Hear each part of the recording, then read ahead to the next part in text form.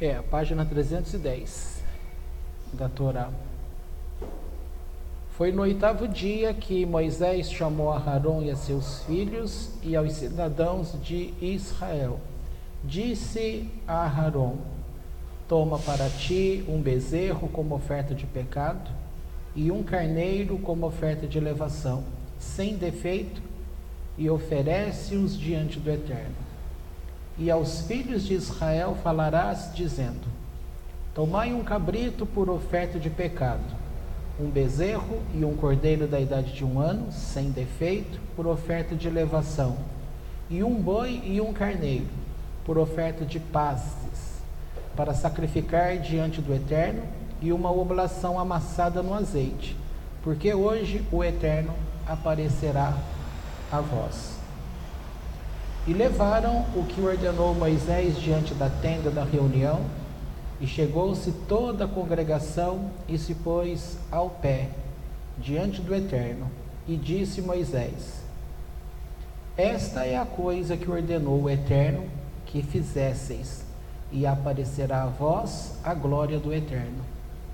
E disse Moisés a Arão: chega-te ao altar, e faz a tua oferta de pecado e tua oferta de elevação, e faz a expiação por ti e pelo povo, e faz o sacrifício do povo e expia por ele, como ordenou o Eterno. Até aqui, vamos. A sequência, mais lá no final, vai falar sobre os animais que seriam kasher, daqueles que não seriam. Vamos comentar um pouquinho aqui, coisas que a gente já havia falado. Vai ocorrer nessa sequência a morte dos 2 filhos de Arão. E é aqui que a gente pode conversar um pouquinho. Mas antes disso, queria lembrar vocês, hoje é 20 quanto? 9? Hoje é 30? Já é 30? Tá bom. Seria aniversário do Giovanni, se ele estivesse no nosso meio, né? E aí cabe o seguinte: tem pessoas que passam pela vida da gente e que marca, não é verdade? Isso é tão bom. E tem pessoas também que têm um comportamento de amor que faz com que você tenha orgulho de ter conhecido, né? É tão bom você conhecer pessoas que marcam a tua vida, que te ensina, porque para onde quer que ela vá, o legado dela fica, né? E ele sabia o que ele estava fazendo, porque naquele dia ele me chamou justamente para despedir do amigo, e eu não percebi que ele estava despedindo do amigo. E ele tomou o cuidado ainda de falar que uma vez no ano eu tinha que saber como é que estaria a família dele. Isso foi numa sexta-feira, domingo 10h30 da manhã, ele já tinha falecido. Ele sabia. Por que ele sabia? Porque ele não queria continuar.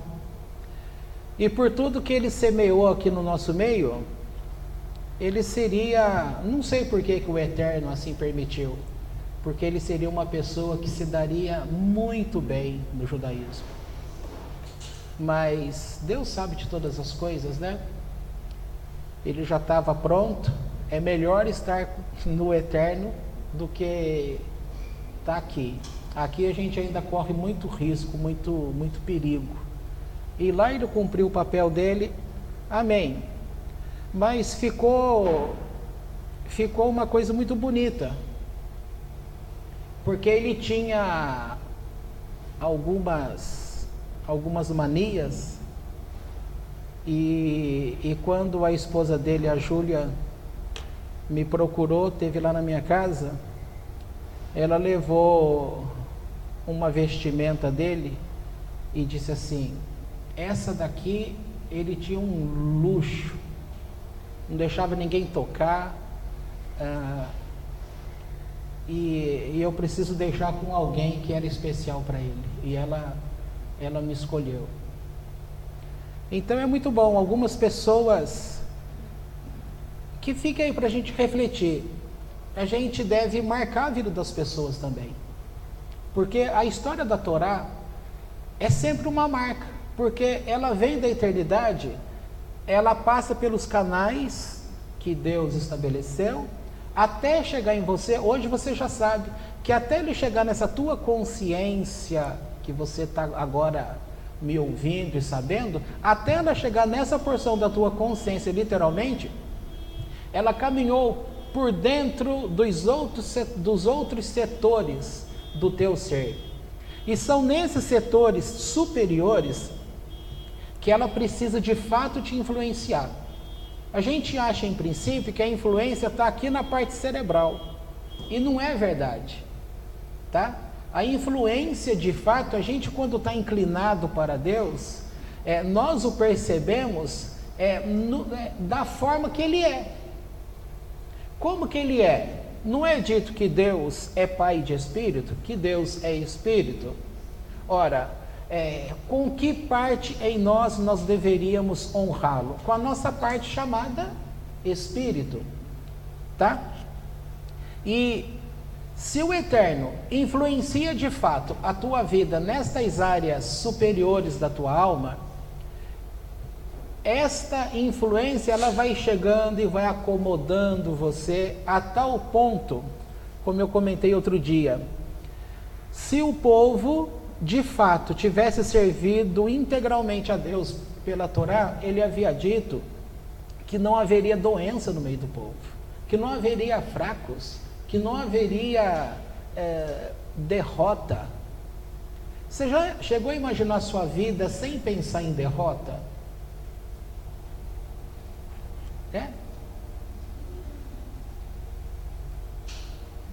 Quando você fala assim, minha vida seria em paz, seria de plena felicidade, cessando os conflitos, aí você teria oportunidade de fato de se dedicar àquilo que você ama. Em princípio, a mãe, quando nasce o bebezinho dela, parece que ela quer esquecer de tudo, não é? Você está aí recente, só 7 aninhos, dá para lembrar ainda. Você quer, e essa ação de pai e de mãe, que o filho nunca cresce, está lá com o filho 20, 30, 40 anos, você ainda quer abraçar, quer ficar do lado, é aquela coisinha que é sua, né? E quando o Eterno se relaciona com a gente, Ele está sempre falando uma linguagem de amor, é a gente que não entende, porque essa ocupação do dia a dia, a gente vai se desprendendo daquilo que de fato é aquela essência do Eterno, que é amor, e a gente vai se comprometendo com tudo aquilo que está no nosso redor. E o nosso redor tem lá, você passa 6, 8, 10 horas no local de trabalho. Chega em casa, é mais 2 horinhas, 3 horinhas ali, é cama. E no outro dia começa tudo de novo. Então aquilo vai te absorvendo. Quem dera, nessas 10 horas em média de trabalho, pudesse a pessoa permanecer conectada com Deus. Eu vi uma entrevista de uma senhorinha bem estressada, né? Judia, né? Estressada, a velhinha lá. Então ela estava falando, vou colocar entre aspas, falando mal do judeu. Aí o rapaz ainda disse, mas isso ela achou um hará. Ela falou, não é não, estou falando a realidade. Dizendo que o judeu, se ele quer ter paz e felicidade, ele tem que estar lá em Israel. E ontem, no programa lá do... Nossa, eu sempre esqueço o nome do rabino, do Meir. Eu lembro só do outro. Então ele fala que o judeu tem que estar em Israel, né? O brasileiro tem que estar no Brasil, é lógico, não é? Só que você pega aquele pedaço, não cabe todo mundo. E aqui você está vendo que um pedaço pequeno, aonde está esse tabernáculo, faz a reunião de todas as pessoas ali. A pergunta que os sábios colocam como coube ali aquela multidão de gente. Só de homens, 600 mil. No pátio do tabernáculo. E aqui é uma coisa que para as coisas espirituais do eterno é tão tranquilo, né? Mas a nossa cabeça que quer pensar em detalhes, e a gente pensa na gente ocupando o espaço de um corpo físico. E aí você olha aquela situação, claro, não vai suportar. Então, pensando na mente humana, eles explicam que ali Deus opera um milagre, porque aquele lugar, ele comportou todas as pessoas, inclusive as mulheres. Por quê? Porque as pessoas precisavam entender, visualizar como seria o trabalho de um sacerdote. Tem uma imagem, se eu não me engano, é no Midrash, que eles mostram assim em desenho gráfico, como que os sacerdotes, o sangue daquele sacrifício chegava ao altar rapidinho. Então tinha um caminho para que ele chegasse até lá, e o outro lado era o caminho da volta. Um ia passando de mão em mão, aquela sequência muito rápida. E a gente tem umas ideias na cabeça da gente. Quem que nunca ouviu aquela situação de que a gente ouve as pessoas dizendo assim, e gera muitas piadas inclusive, que o céu é chato, porque é anjinho tocando harpa, né? Desde criança a gente ouve umas coisas dessas.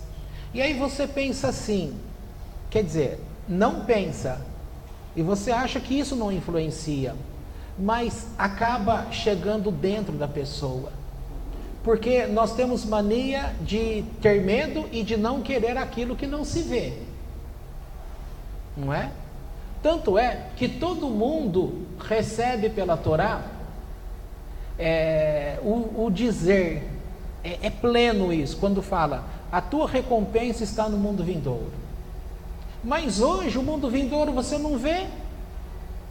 Aí a pessoa fica abatida, triste, magoada, e sendo que os princípios que, embora entristeça, mas que causa isso na gente, vai ser um motivo de tremenda alegria, a gente acaba desprezando, com a mente consciente, acaba desprezando. Por quê? Porque eu não vejo, porque a gente não sabe o que está para chegar amanhã, a gente não sabe.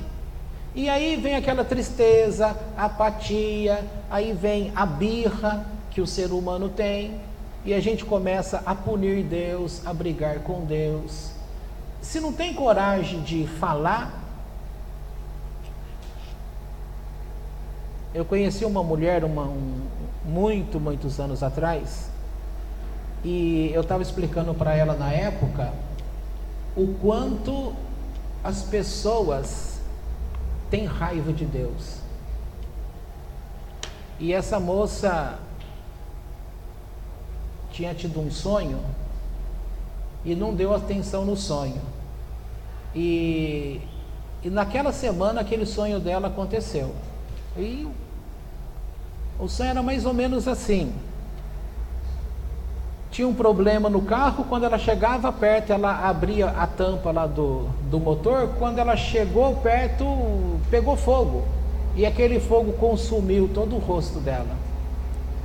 E naquela semana deu um problema no carro dela, ela vai lá, nem lembrou do sonho, abriu o capô do carro, quando ela pôs o carão lá, fez pá, subiu aquela bola de fogo, e ela conseguiu puxar o rosto, não queimou nada, nem os cabelos dela, e ela ficou em pânico. Então esse trabalho da gente conversar, o quanto que a gente precisa também ter esse hábito de entender esse nosso eu, né? Entender esse eu, quanto mais consciente a gente possa ser. Por isso que o filósofo fala, né? Conheça-te a ti mesmo. Mas isso é uma linguagem extremamente judaica. O fato de você passar a conhecer a si mesmo uma outra imagem que se dá, é que aquela bacia de água, e a água é símbolo da Torá, a água reflete quem você é. Então a Torá, ela vai mostrar para você quem você é. Por exemplo, e aqui é legal a gente fazer esse jogo de ideias, porque ao mesmo tempo que um judeu, ele cumpre uma mitzvah, não é simplesmente uma ação dele, aquilo está mexendo dentro dele, na sua personalidade, está mexendo em coisas que ele talvez nem perceba, talvez não, a pessoa nem percebe. E o versículo assim básico que os sábios da Torá colocam para isso, é justamente quando está dada a ordem para você socorrer o animal do teu inimigo. Você está passando pelo caminho e tem o animal do seu inimigo, você sabe que é do seu inimigo, e aí, o que a tua cabeça consciente vai te dizer? Não vi, passa direto, eu vou ajudar aquele que só me faz o mal. Mas a Torá fala justamente para você parar ali e ajudar o animal do seu inimigo. E aí eles explicam que fazendo isso, ainda contra a tua vontade, fazendo isso para agradar a Deus, essa atitude, ela começa a mover conteúdos interiores dentro de você, fazendo que ocorra mudança de atitude, de estruturas internas. Terapia, eu tive uma professora que ela falava assim, que fazer terapia é semelhante a mastigar, engolir caco de vidro em pó, porque aquilo desce rasgando tudo. Porque você vai ser obrigado a ter contato com uma imagem tua que você não quer ver.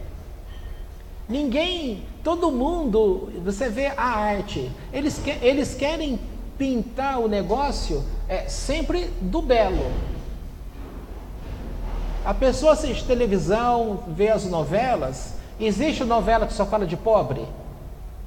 Geralmente não, geralmente as novelas exploram o quê? A casa dos ricos. Agora, qual é a mensagem psicológica disso? Porque a pessoa que vai sentar do outro lado, ela quer projetar nessas coisas aqueles sonhos que estão dentro dela. Tem coisas que ela não vai realizar, a grande maioria pensa, eu não vou realizar. Então ela quer sentar ali para ver gente bonita.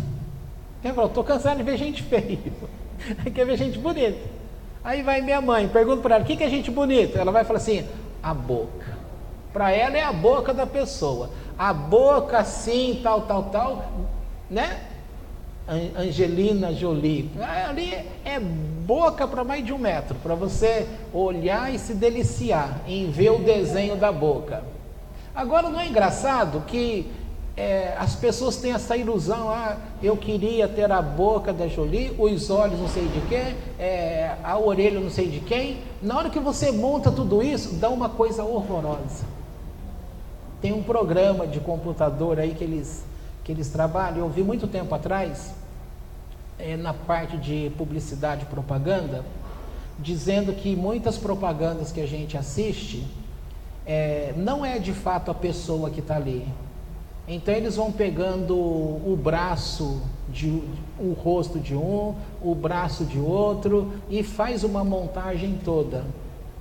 Mas geralmente, aí você vê uma coisa bonita. Todo mundo quer ver o bonito. E o bonito, ele está dentro da gente. A gente corre atrás dessa beleza. Vamos voltar aqui o texto. Voltando para os traumas. Então, relembrando aqui. Quando o Eterno pede para que durante os primeiros 8 dias esteja mostrando às pessoas, olha, Moisés está ensinando a Aharon e aos filhos o trabalho do sacerdote. Então, quem foi o primeiro sumo sacerdote na prática? Moisés. Porque ele recebeu, ele ensinou, e aí na hora e ele deu posse a Aharon. Aí, nesse período de tempo, as pessoas também foram vendo como que é o trabalho, tá? para acabar a especulação. Aí tinha a questão do bezerro de ouro. Só para você ir guardando essas sessões de ideias. É dito que o tabernáculo veio à existência como uma prova de Deus em que ele perdoou o povo sobre o pecado do bezerro de ouro. Tá? O povo então, bezerro de ouro veio à existência, Deus perdoou? Perdoou. O povo acreditou? Não. Então ele vem com o tabernáculo visível para que as pessoas estando ali pudessem entender. Essa é a prova de que o Eterno nos perdoou. Tá bom? Aí depois vem essa questão. Aharon tinha participado daquela sessão toda.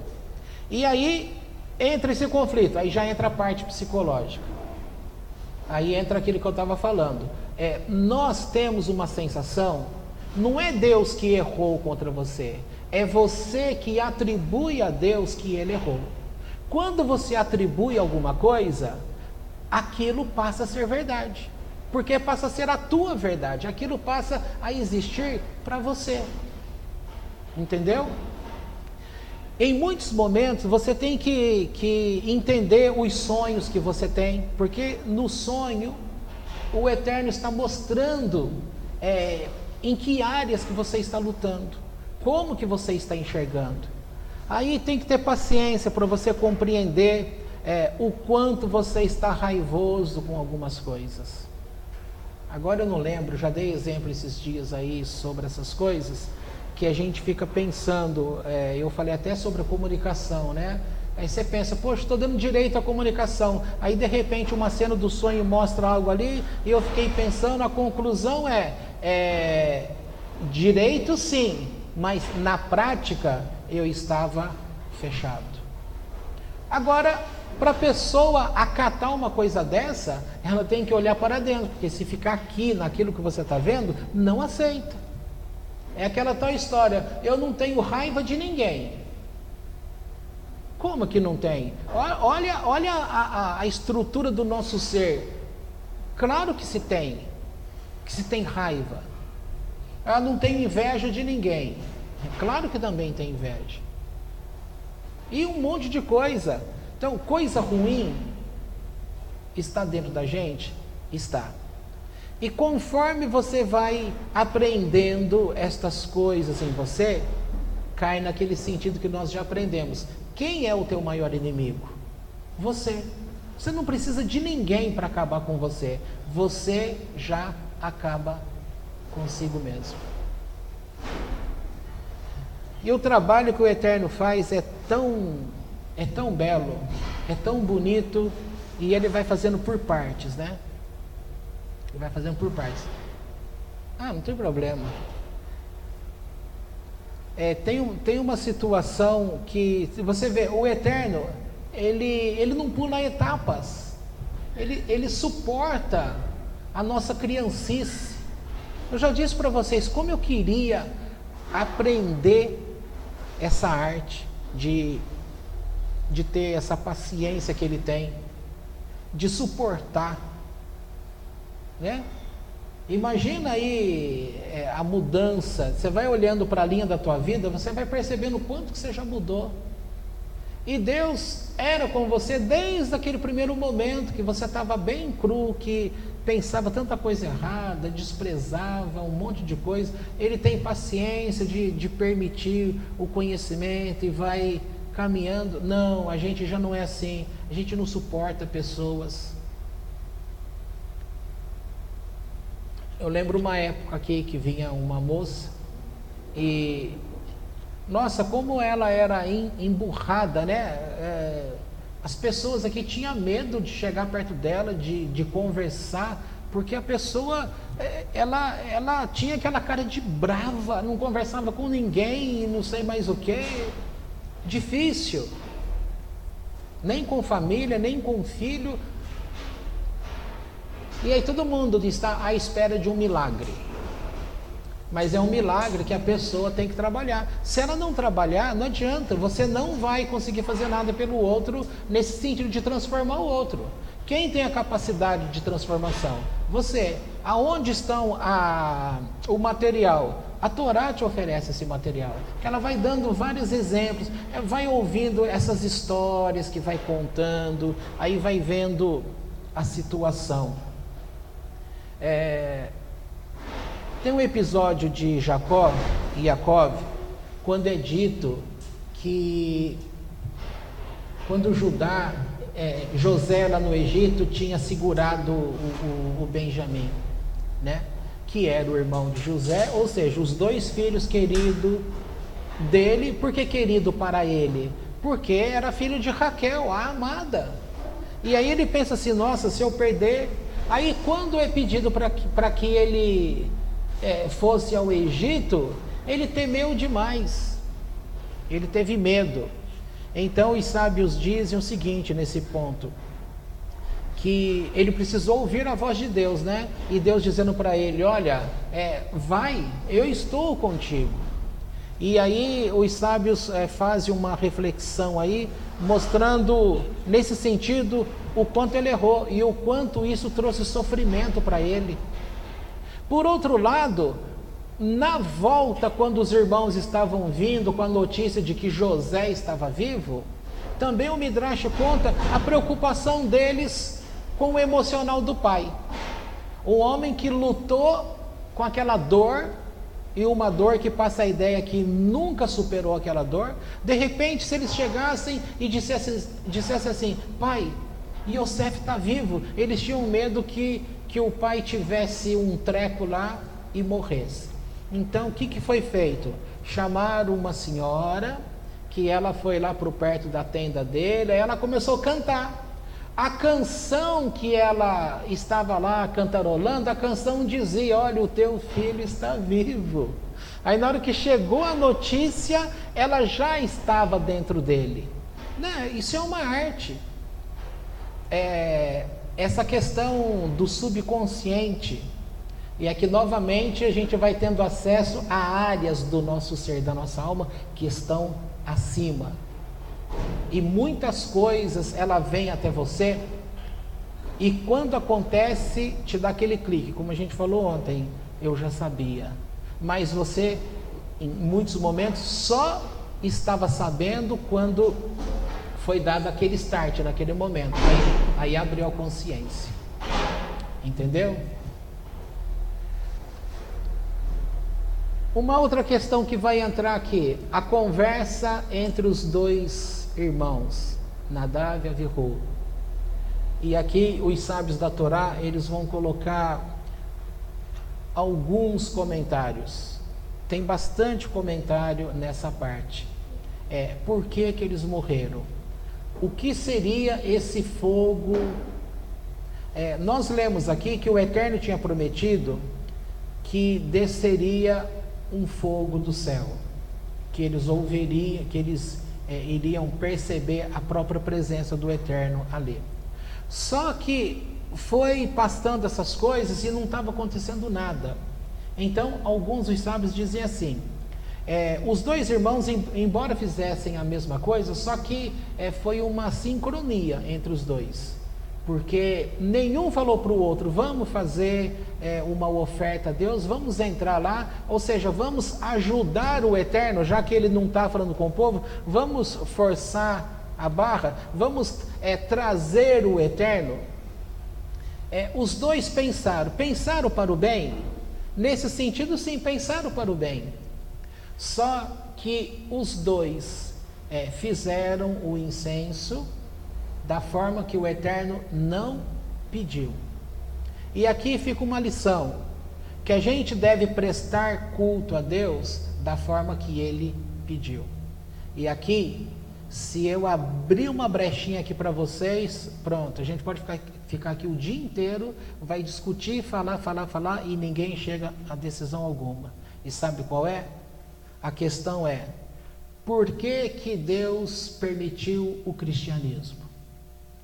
Por que Deus permitiu que Jesus se tornasse Deus nas nações?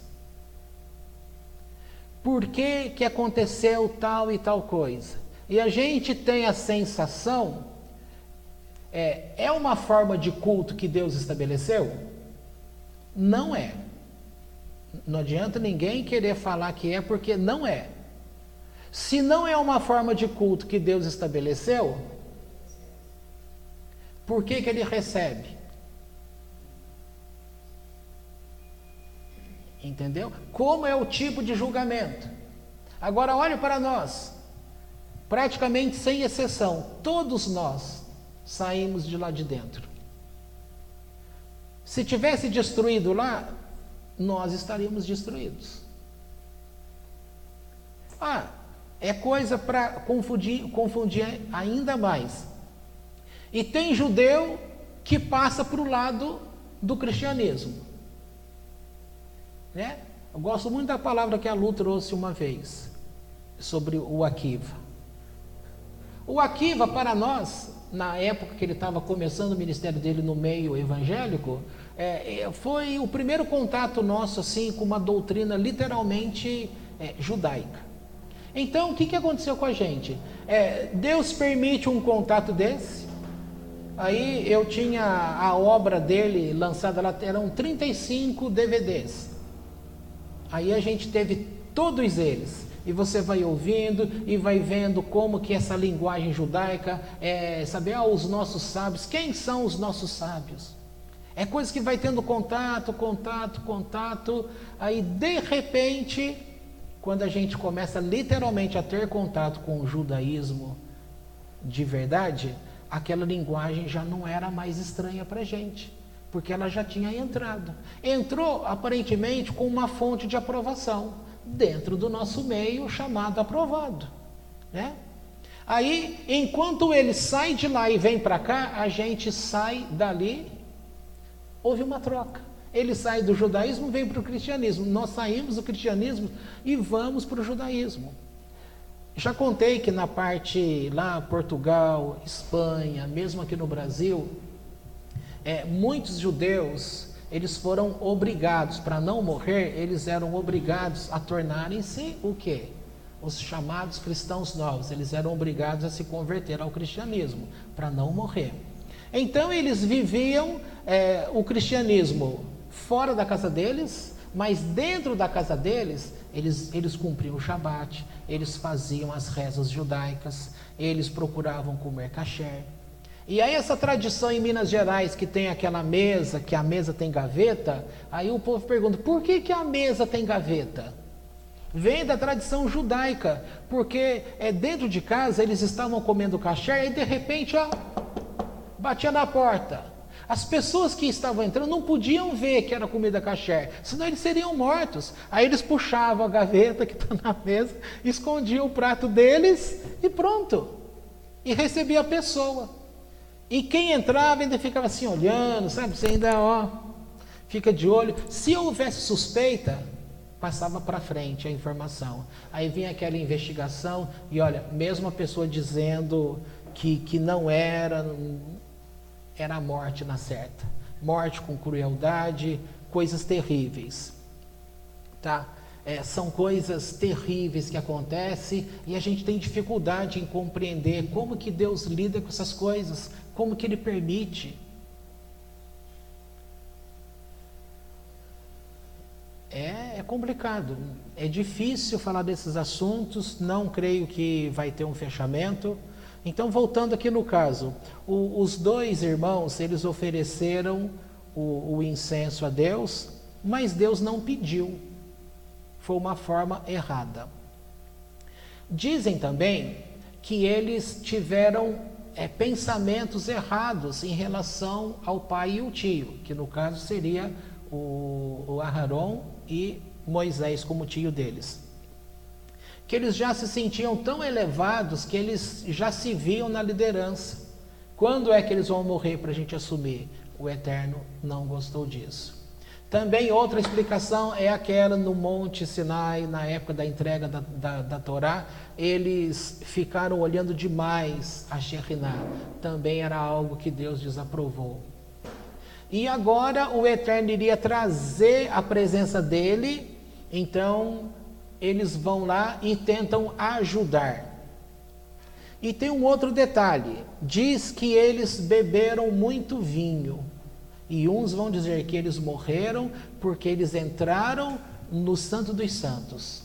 Então, a partir dessa situação difícil, ficou por convenção, ficou estabelecido, olha, o sacerdote, o sumo sacerdote vai entrar uma vez no ano nesse lugar. Ninguém pode entrar aqui sem que eu o chame. Se entrar, morre. Então, os 2 primeiros que morreram, Nadav e Avihu. Agora também exalta a Moisés, porque o único que tinha autorização para entrar na hora que quisesse era ele. E aqui a gente pode pensar também, né? É possível a gente ter essa intimidade com Deus? De uma forma geral, quando vai estudar esses assuntos, Moisés fica numa categoria separada. Porque parte do ponto assim, olha, não vai ter ninguém mais como ele. Não tem. Então, nível de profecia, vai falar sobre nível de profecia, Moisés está numa classificação que é só ele. O resto vai ver por imagens, por decodificação. Ver a Deus face a face e ouvir essa profecia cara a cara, de modo instantâneo, consciente, só foi com Moisés. Por isso que fala que ele foi o maior dos profetas e não há outro como ele. Bom, e aí vem essa questão, como foi a morte desses dois? O Eterno trouxe um fogo, esse fogo entrou pelas narinas dos dois e queimou totalmente. Só que o corpo deles, por fora, estava perfeito, queimou apenas por dentro. Aí você fica pensando, né? Eu estava pensando de ontem para hoje. Aí será, tá? Não é informação que eu li em lugar nenhum, é eu lá pensando com as coisas. Muitas coisas que ocorrem que é natural do ponto de vista da fluência espiritual, nós chamamos de milagre, tá? E por um lado, o judaísmo ensina assim, não tem milagre. Mas como que não tem milagre? A pessoa não tinha um pé. E aí, ali, você vendo que o pé cresceu diante dos teus olhos, você vai falar, isso não é um milagre? A pessoa não enxergava, né? Estou falando relatos que pessoas no meio cristão disseram que viram. O Shambá, ele era apaixonado pelo ministério do Osborne. Ele contou, né? Nós tivemos lá com o Shambá na época, e ele contou que o vizinho dele era cego, mas ele não tinha a bola do olho, aquilo era oco, era um vazio, não tinha nada lá. E Deus tinha falado para ele que ele teria um ministério de cura nas bases do Osborne, que era para a época o número 1, né? Guardadas as proporções, era o Moisés do meio evangélico. E aí ele vai nessa convenção do Osborne, e o tal do vizinho dele estava ali do lado dele. E ele sabia que o homem não tinha o olho, era um vazio lá dentro. E aí ele diz que o Osborne vem e faz uma oração assim, sabe, coisa que qualquer pessoa podia falar. Chega, olha para o homem e fala aquelas palavras comuns, normais. E ele diz que cresceu o olho dentro daquela cavidade do homem. Aí ele entendeu, poxa, então aquilo que Deus falou comigo era verdade, foi Deus mesmo que falou, porque ele viu, entendeu? Então ainda é assim que Deus, ele vai falando com a gente, né? Vocês conhecem a minha trajetória, quantas coisas que Deus vem falando, ele sempre treinou antes, e aqui vocês já estão acostumados, sempre que eu ensino alguma coisa aqui, eu já provei antes. Às vezes prova primeiro na minha vida, ou então quando tinha lá o consultório ativo, eu testava no bom sentido com as pessoas, a validade daquilo, a transformação. Aí na hora que o negócio estava estruturado, pronto, aí eu trazia para vocês como uma regra que você poderia acatar, fazer, porque aquilo de fato dá certo. E aí eu estava pensando, esse fogo que entra, a gente não aprendeu sobre essa energia. O que é energia? Energia é fogo, né? Tanto é que os serafins, qual é a aparência deles? Fogo. Então qual é o nível de energia deles? Muito alto. Nesse sentido, nessas energias do nosso corpo, você tem a parte mais baixa, é o corpo físico. Depois vem o corpo etérico, já é uma frequência mais alta comparado ao corpo. Depois vem corpo emocional, ruach. Depois vem mental e depois vem causal, que de uma forma geral o causal seria o máximo. Dali para frente é só a questão com Deus.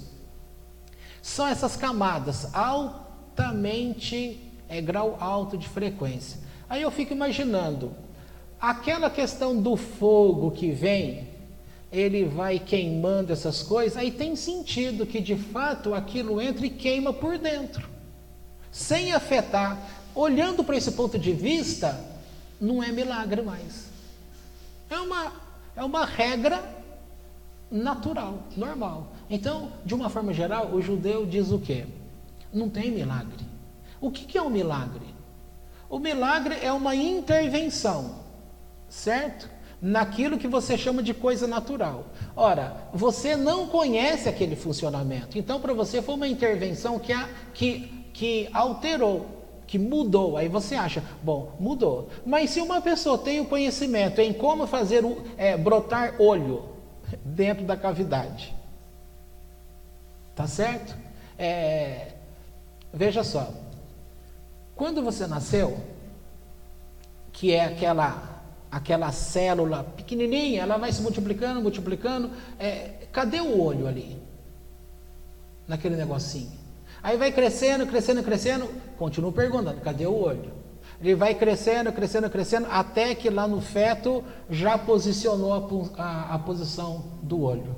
Então os estudos nesse sentido vai mostrando que há uma regra ali, que eles dão o nome desse sentido espacial, que a célula, ela tem um comando que ela sabe, naquele crescimento, qual é a posição que ela vai ocupar no corpo. Tá, isso é uma regra. E a gente fala, esse é o milagre da vida. Então, quando você conhece, se o olho cresceu ali, se tudo cresceu ali, qual a dificuldade que mais na frente, quando uma pessoa não tem um olho, cresceu o olho ali de novo? Nenhuma. A informação já está no corpo. Entendeu? Aí você vai falar, mas tem a ordem, que até então, ora, Deus não fala assim, o mar vai até aqui só. Ele não passa dali. Mas quando Deus fala assim, mar, agora você vai avançar um pouco. Aí o mar avança e ninguém consegue parar. É o que o livro de Jó vai explicando. Então você vê historicamente falando que tem lugar que era montanha, que depois passou a ser mar. E tem mar que deixou de ser mar e passou a ter terra. Tem um lugar ali perto de Santos, Guarujá, sei lá que pedaço é aquele, o irmão do Samuel que mora lá. O mar está avançando. Ou seja, a casa que ele mora, ele está tentando vender, mas ninguém compra. Por quê? Cada ano que passa, a água está chegando mais perto. Daqui a pouco vai chegar uma hora que a casa dele vai ser mar. Aí você vai falar assim, poxa, como pode isso? Como que você vai parar?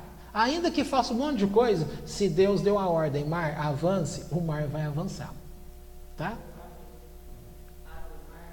Isso, tem a questão do dilúvio, as fontes de água, as fontes do chão que brotou, que jorrou água. Então, o que é isso? Conhecimento.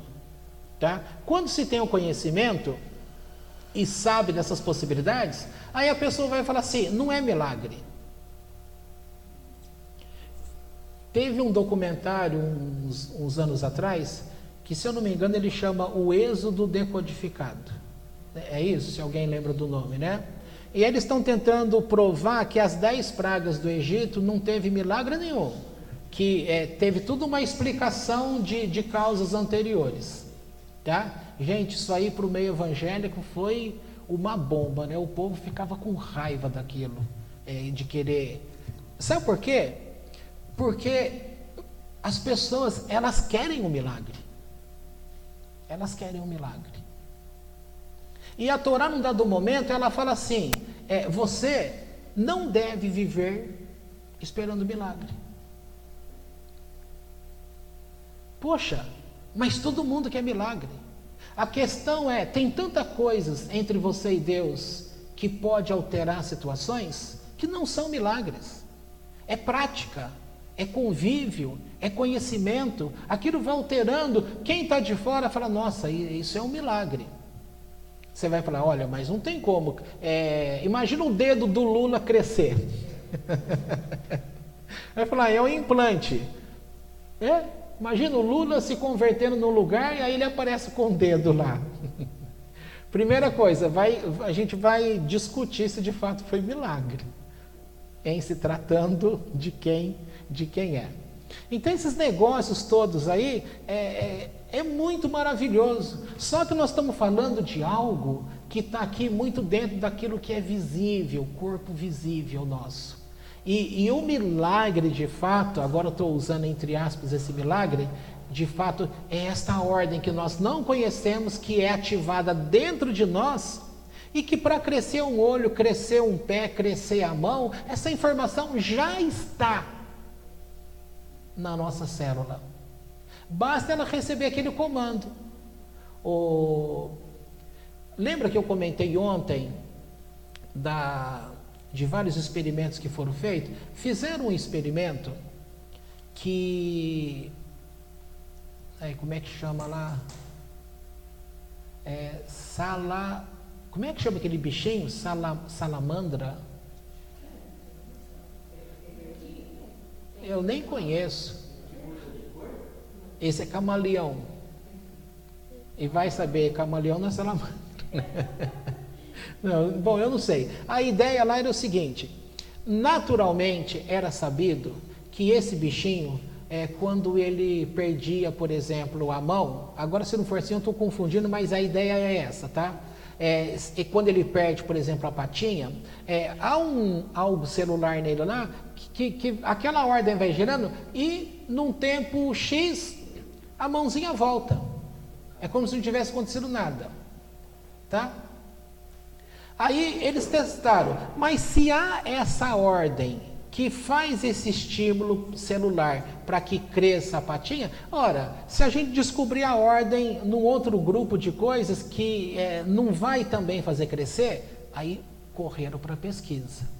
E não é que conseguiram mostrar, ou seja, você acessando a este comando de ordem, então não tem milagre. Esse o sentido, não tem milagre. Mas, se você precisar de um milagre, Deus pode fazer um milagre? Pode. Você tem que saber que Ele pode. Deus pode curar? Pode. E se Ele não quiser curar? Não tem problema, fico doente. Então, ter essa capacidade de ter essa franqueza com Deus, muitos do passado disseram assim para você, isso é conformismo.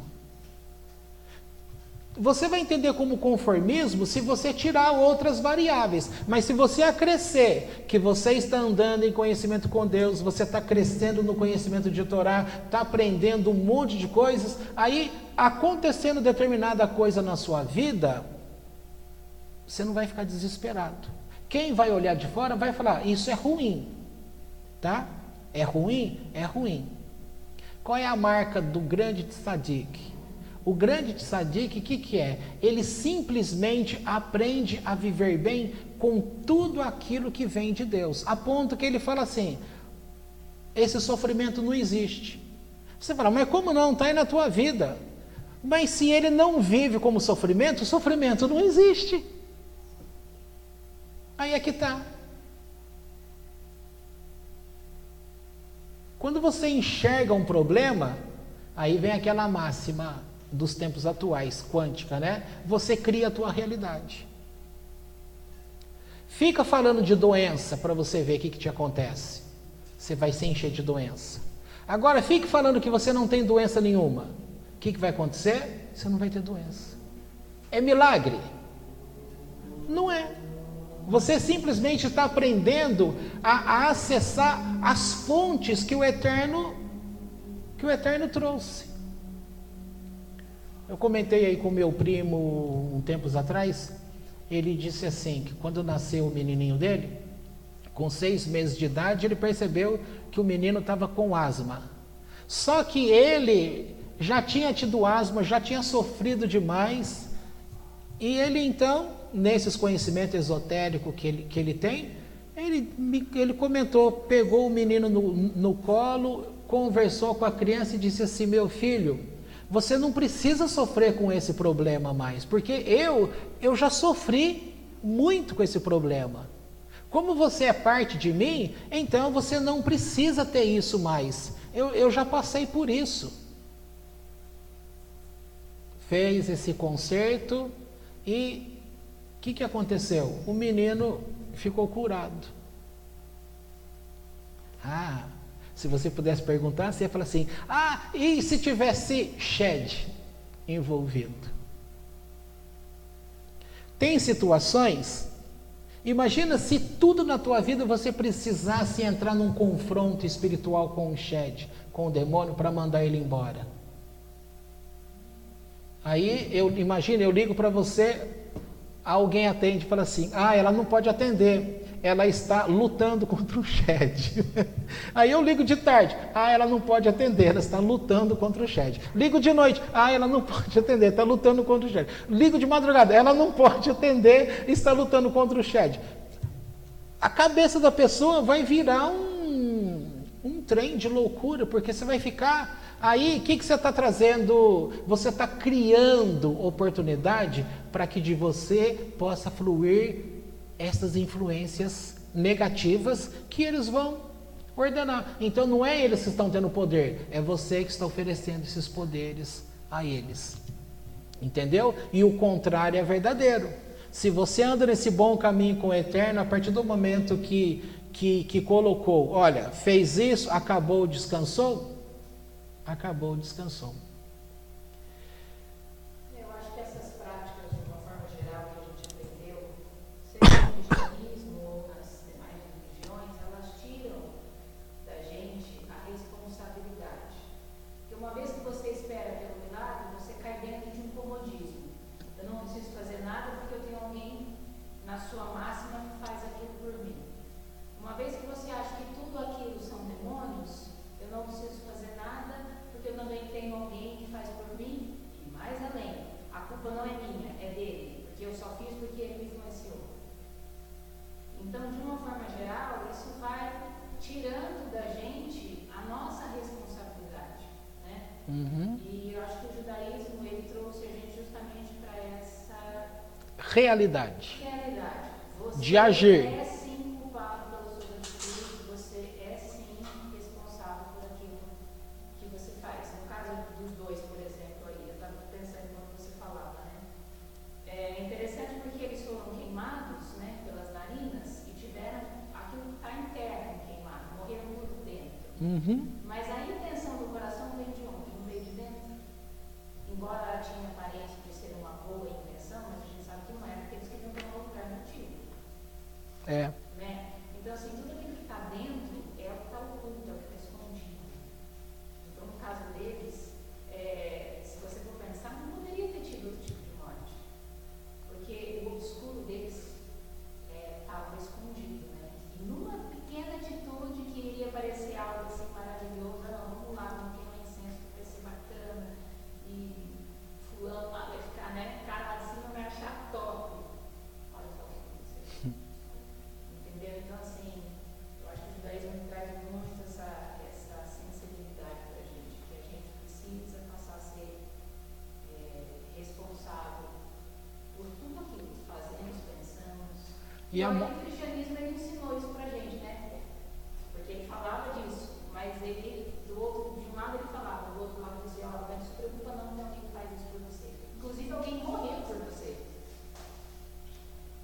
Isso mesmo. Essa questão que ela está falando, terminando com a morte dos dois, acabou evitando que muitas pessoas morressem. Porque ficou uma prova prática de que aquele lugar era de fato sagrado e que tem que ter temor. Até hoje é em tudo, tá? É errado quando você está andando pela rua, você tem conhecimento de Deus, aí tem lá um trabalho espiritual lá, essas coisas que o brasileiro conhece bem. Aí você vai chegar lá e vai chegar chutando. Então, as coisas espirituais, elas exigem respeito. Você tem que respeitar. Porque se você tem respeito, o outro lado também vai agir com respeito. E olha, eu sei muito bem o que é isso. Vivi na prática demais essas coisas. E aprendi ali realmente como existe esse respeito no mundo espiritual. Tá? Bom, o que mais que eu ia comentar aqui? Dentre eles. Importante.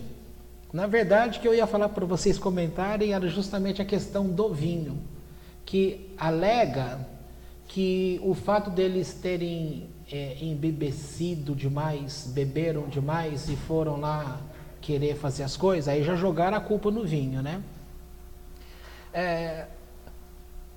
E aí o comentário dos dois lá, do Rony Hadid, é isso? Falei certo? Ele, por incrível que pareça, na aula de ontem, ele falou mais que o outro. Gente, a gente está falando de milagre, porque o outro não deixa ele falar. Então, ontem ele falou bastante, e é interessante que ele estava falando assim, sobre o vinho, né? Então ele está dizendo assim, que a Torá não tem por prática proibir. Não, você não pode isso. Uma proibição absoluta, ele estava ensinando, dizendo que não tem isso. Que tem assim, aquela proibição, olha, você não pode fazer isso, e aí num outro contexto que se levanta, aí mostra dizendo, no entanto, essas coisas aqui pode. Ora, e a gente sabe muito bem, né? A briga que era no meio evangélico para querer saber, o cristão pode beber vinho ou não pode? Aí qual era a questão? Que tentam defender, falar, não, que o vinho que Jesus bebia não tinha álcool. Aí vem com aquelas histórias de falar do mosto, que não sei mais o que tem toda uma classificação, e tenta, que não vai chegar a lugar nenhum. Mas aonde chega? Controle. Tenta controlar as atitudes das pessoas. Controlar com regras, você não está ensinando, você está maltratando uma pessoa. E não dá. Como que vai cobrar algo de uma pessoa que ela simplesmente vai fazer porque não pode? Aí vem a máxima que se conhece. Tudo que é proibido é mais gostoso. Não é mesmo? Lá na época da minha mãe, os pais faziam de tudo, não deixavam a filha namorar. Porque a filha não podia passar pelo problema da gravidez, né? Gente, aí era 5 minutos que eles bobearam, a menina parecia grávida. Então, o que adiantou? Esse controle exacerbado que tenta exercer é um controle, tá aqui, ó, é só papo, porque na prática as pessoas não são santas, as pessoas são más. Por isso que tem aquela piadinha que o menininho chega assim e fala assim, aí serve para pastor e rabino, né? E o menininho chega e fala assim, olha, eu posso trazer a cama do papai para ficar aqui na sinagoga ou ficar aqui na igreja? Porque lá em casa ele é um santo. Aliás, aqui ele é um santo, né? E lá em casa é um trem, na rua é um trem de ruindade, de maldade. E aí fica com essa pecha que o brasileiro tem, né? Que o brasileiro ele dá jeitinho para tudo. E é verdade, né?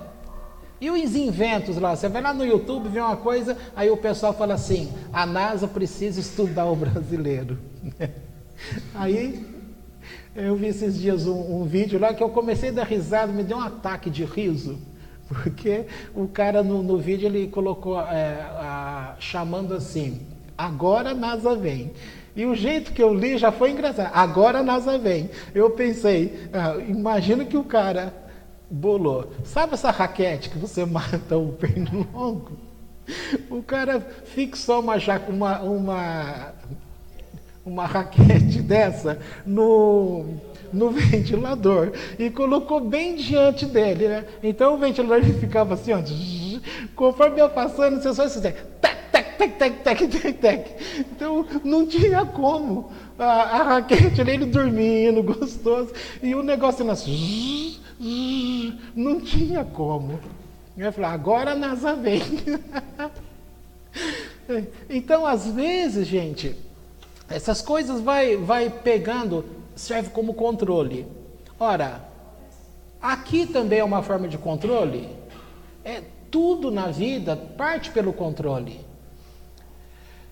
Mas aí as discussões que vão dizer nessa parte é como que o Eterno trabalhou essa questão da morte. Como que usou para fins educativos. Para mostrar que você tem que, olha, não houve proibição para o vinho. Não houve. Tá? Os sacerdotes podiam beber vinho? Podiam. O sumo sacerdote podia beber vinho? Não. Ele não. Por quê? Porque o negócio lá do serviço do sacerdócio ali é tão cheio de detalhes que a pessoa precisava estar totalmente consciente, atento a cada detalhe. Por quê? O não atendimento desses detalhes iria invalidar todo o sistema em que ele estava representando Deus no meio do povo. Então ele tinha que estar consciente, pleno de tudo. Mas os outros podiam tomar uma pinga de alambique deles lá? Podia. Agora, pode perder o controle de tudo? Pode ficar bêbado para valer? Não pode. Por quê? Porque a pessoa que fica bêbado para valer, ela vai fazer um monte de coisa que ela não tem controle. Alguma coisa já passou a controlar. Então é simplesmente isso. Agora, as pessoas estão capacitadas com esses detalhes? O Novo Testamento tem um texto famoso, né? Todas as coisas me são lícitas, mas nem tudo me convém. Isso é uma verdade? É uma verdade. Você pode fazer tudo? Pode. Mas tem um monte de coisas que, se você fizer, você está correndo o risco de perder o controle das coisas. Então é melhor não faça. Ora, o que os sábios da Torá fizeram? Orientar as famosas cercas da Torá. Tem um caso famoso que o rapaz está lá, é dito que no Shabat não pode acender fogo. Sabido, tá? Aí a pessoa está lá estudando, na época, com uma vela. E você está lá imerso no estudo de Torá e avançou o tempo e talvez perdeu o tempo que já era a Torá não, que já era o Shabat. Aí a chama começa a enfraquecer, você vai lá e apaga, ou o vento soprou, apagou, você vai lá e acende de novo. E aí, Shabat. Então, para não correr esse risco, coloca algumas regras. Essas regras são da Torá? Não, são aconselhamentos rabínicos que vai fazendo uma cerca. Então às vezes tem cerca da cerca da cerca. Mas não é algo que você está proibido, é algo que está pensando no teu bem, tá? Lá ele citou, por exemplo, cerveja e vinho, tá? Pode tomar cerveja? Ora, se você é acostumado num lugar que fala que cerveja pertence ao fulano de tal, aquele lá, que é o chifrudo, aí aprende aquilo lá. De repente, num lugar, você tomou um copinho de cerveja, pronto, você já está pronto para achar que você é um monte de coisa. Aí você vem e conhece o judaísmo, que te dá uma liberdade. Se a pessoa não está bem instalada ali, ela vai se perder. Porque ela sai de um lugar extremamente fechado. Não pode, não pode, não pode, não pode, não pode. Dentro dela, ela quer, mas ela fica no não pode porque ela tem que fazer parte do grupo. Aí ela vem para um grupo que tem liberdade, que já aceita, que fala que pode, que não tem nada a ver. Gente, vide Rabino Dudu. Né? O que ele mais faz? Lehai. Né? Isso. Hã? Com água? Água ardente ou água? Água. Água. Tá? Então, quer dizer, na boa, a Jéssica, quando visitou a sinagoga lá em São Paulo, do Bnei Noach, eles tomavam cerveja, a cozinha deles tinha lá um freezer com cerveja. Você imagina uma coisa, aí vinho, na casa das pessoas não pode ter vinho, aí você toma um pouquinho de vinho, olha aonde que nós estamos aprisionados. Agora tem um detalhe, sempre bom para terminar aqui, para deixar claro, tem pessoas que foram alcoólatras, ou alcoolistas, tem, isso existe? Existe, é intolerância ao álcool, né? Se a pessoa que teve intolerância ao álcool, mesmo ela estando no judaísmo, ela pode beber? Não deve beber. Por quê? Porque há algo na estrutura celular dela que vai clamar pelo álcool, que não vai se contentar com uma latinha de cerveja, não vai se contentar com um copo de vinho, ele vai querer o garrafão inteiro. E aí é você conhecer a estrutura do teu corpo. Gente, eu tomo, a Andy está aí de prova, o Gabriel também, eu tomo isso aqui de vinho, isso aqui, ó, eu já fico molinho. O Nequinho tá para lá. Uma época fui comer na casa deles lá, a dona Cida fez sagu com vinho. Entrei no sagu e para voltar para casa depois, eu fiquei molinho lá. Gente, sorvete da Sergel, aquele abacaxi ao vinho ou passas ao rum, eu tomo aquilo lá, eu fico mole. Agora, você imagina eu tomar uma taça de vinho, aquela taça bonitona, aquele copo grandão assim, tomar aquilo cheio. É igual para dormir. Eu já durmo na sala de espera de dentista, de médico, durmo dentro do carro, eu durmo em qualquer lugar. Se eu tomar um Dramin, que o pessoal fala aí que dorme, se eu tomo um Dramin, imagina, se eu tomo um Lexotan, nossa, vou dormir 2, 3 dias. Tá? Então, meu corpo, eu já sei que é assim, aí a gente evita. Tá bom? Combinado? Feito isso, você pode tomar vinho? Pode. Tem problema com shed? Tem problema com shed? Alguém fala assim, ó, tem problema com shed? Não, você não quis dizer sede? Não, tem problema com a sede, mas tem problema com shed? Não tem. Não tem. Se eu for na tua casa, abrir tua geladeira com a tua permissão, que eu não vou fazer. Não, você pode falar, mas não é meu feitio isso. Né? Mas supondo que eu tenha que abrir lá, abro e vejo lá uma garrafa de uísque. Eu vou ficar pensando um monte de coisa sobre você? Não. E se fosse tempos passados?